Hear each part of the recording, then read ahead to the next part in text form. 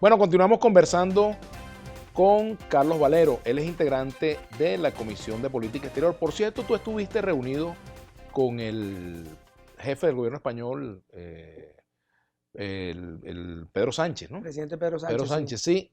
Y ayer en una entrevista el presidente Nicolás Maduro hablaba precisamente de Pedro Sánchez, ¿no? Y le hizo Sí. fuertes críticas, pero el rol de la Unión Europea hoy, visto el conflicto y además vista la convocatoria también para este grupo de contacto, esta reunión que se va a hacer en Montevideo el Sí. próximo 7. Mira, bueno, con relación a la reunión con el presidente Sánchez y con parte de su equipo en República Dominicana, muy importante. Él en ese momento, ya eso fue el martes pasado, en ese momento él nos manifestó que si no había una convocatoria de elecciones con las debidas garantías, España y Europa iban a tener que reconocer la legitimidad del presidente Guaidó, y efectivamente así lo hicieron. Yo creo que es importante acá hacer una pequeña, si me permites, una pequeña relatoría de por qué llegamos acá. Nosotros, el 2015 se elige la Asamblea Nacional. Recién el 15 de diciembre, eso fue el 6 de diciembre, el 23 de diciembre de ese año, la Asamblea Nacional saliente, todavía dirigida por Diosdado Cabello, sustituye el TSJ y de manera ilegal. Se necesitaban 6 meses para ese procedimiento. Como ya no tenían la mayoría, sustituyen el TCJ. Después dictan medidas para anular los diputados de Amazonas, con lo cual se elimina lo que era la mayoría calificada.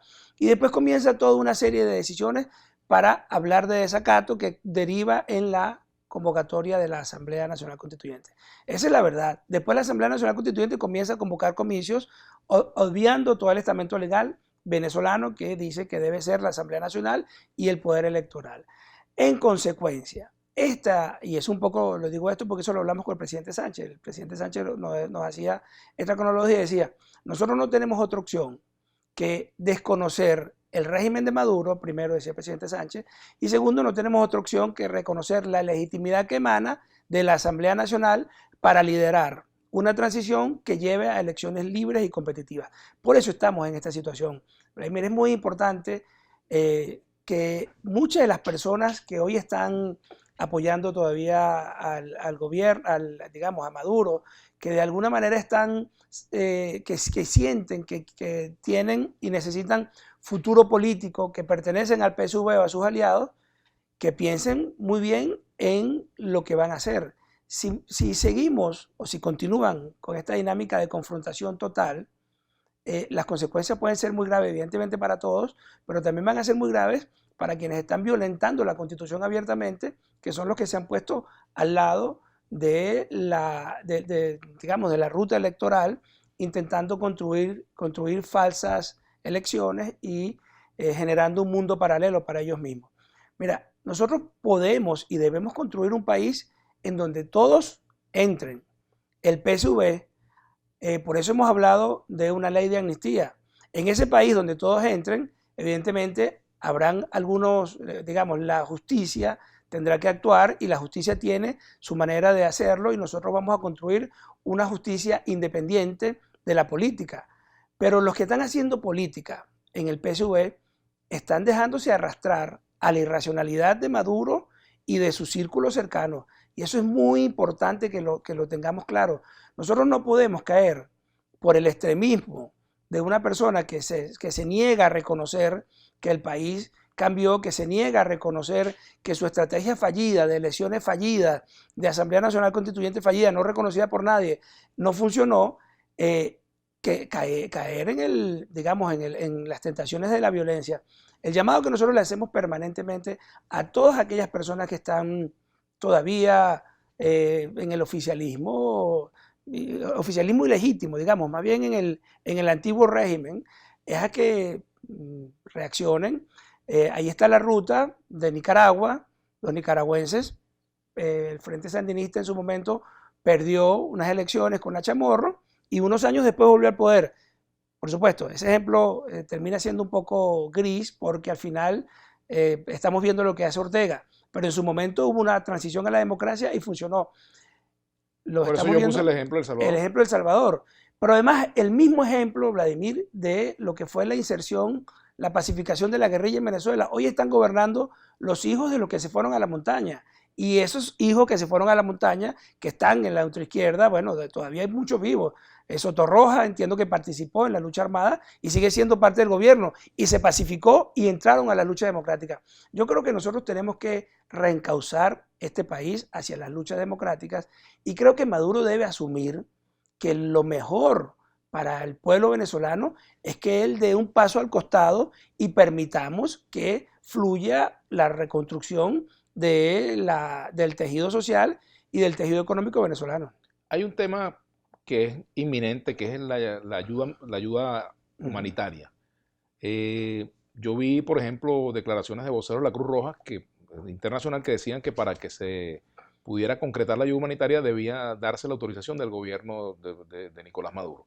Ahora, fíjate, con respecto a eso, ahora se está dando una situación con respecto a esta, se me ha caído el teléfono, a esta ayuda humanitaria, y es que ya hay la decisión de introducir la ayuda humanitaria, pero escuchaba declaraciones esta mañana de Freddy Bernal diciendo pues que esa era la punta de lanza para la intervención. Lo mismo ha dicho Diosdado Cabello y han dicho otros voceros, incluido el presidente también. ¿Cómo va a ser esa entrega de la ayuda humanitaria? O sea, ¿cómo te imaginas tú que va a ser eso y qué grado de conflictividad puede haber en la llegada de esa ayuda humanitaria? Sí, bueno, el comentario de la Cruz Roja, bueno, es uno entre muchos, porque parte de la comunidad internacional, en este momento más de 41 países, que representan aproximadamente, esto es muy importante, representan unos 1.350.000 personas en el mundo, reconocen al presidente Guaidó y están dispuestos a aceptar esa ayuda humanitaria. Es decir, la Cruz Roja dice algo, pero una buena parte de la comunidad internacional dice lo contrario. Mira, nosotros cuando llegamos a la Asamblea Nacional, de las primeras decisiones que se tomaron en la Asamblea fue decir que había que abrirle al país las puertas a la ayuda humanitaria. En aquel momento todavía había diputados del PSV en la Asamblea, ellos después se retiraron, y nosotros incluso decíamos, bueno, si ustedes quieren que le cambiemos el nombre al proyecto de acuerdo y pongamos que venga en seres necesarios para atender la emergencia, para atender la crisis, si les asusta tanto el nombre de ayuda humanitaria, podemos incluso variarlo. Y desde ese mismo momento, el gobierno, en aquel momento, el gobierno de Maduro se negó. Y en este momento todavía, ejerciendo ilegítimamente, se niega. Ahora, pero yo quiero imaginar, o sea, quiero saber si tú tienes una noción de cómo va a ser eso. O sea, cómo va a ser la entrada de la ayuda humanitaria. Si, por ejemplo, el gobierno venezolano lo impide y desde fuera se quiere traer la ayuda humanitaria, ¿cómo va a ser el proceso de entrada de esa ayuda humanitaria? Mira, Vladimir, ¿cómo ha sido todo esto? Esto es un proceso construido por el pueblo, por la gente, paso a paso. Así como el 23 de enero del 58 y el 23 de enero hace unos días, el pueblo venezolano o el día sábado salieron millones de personas a la calle a exigir democracia, a exigir ayuda humanitaria,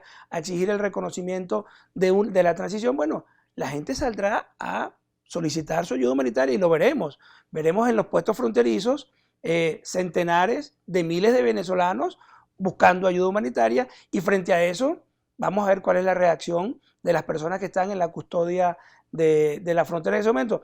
Tengo que hacer la pausa. Ya ocurrió hace unos meses, cuando el cierre de la frontera en el Táchira, bueno, la gente masivamente salió y hubo que abrir la frontera. Eso es un poco lo que yo creo que va a ocurrir. Vamos a hacer una pausa. Al regreso continuamos conversando con Carlos Valero, diputado de la Asamblea Nacional, miembro de la Comisión de Política Exterior. Valero a la una, nuestra etiqueta. Ya venimos.